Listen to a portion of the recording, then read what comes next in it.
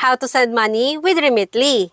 If you already have an account, click I already have a profile to log in. Make sure the country of your recipient is correct. Since I selected India as my recipient, the flag should show India here. Click Get Started here. If you have a recipient, you can select them here or you can create a new recipient by clicking this button. Enter the amount you'd like to send here, and you will be able to see the conversion happen for Indian rupee here. For the delivery speed, select Express.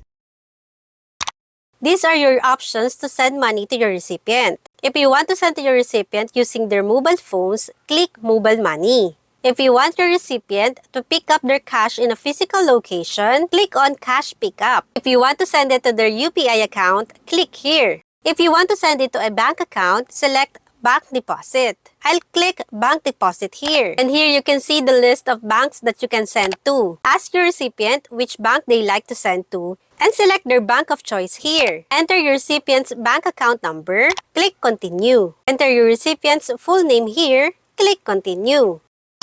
Enter your recipient's full address here and click Continue.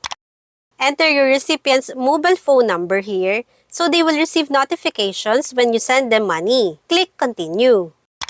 And on here, select how you would like to fund your transfer. If you like to send money using your credit card or debit card, select this option.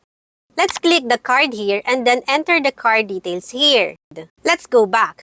If you like to send money using your bank account, select this option instead. Select whether you are using a checking account or a savings account. Enter your bank account details here, including your proper name. Make sure your billing address is correct and click Continue. This is the summary of the transaction. If everything is correct, click on the Send Money button. Remitly will send us an OTP code by text message to our cell phone number. We have to enter that code in this field right here, and then click on this button. The transfer has been successfully completed, and this is the reference number of this transaction. Send this reference number to your recipient as needed.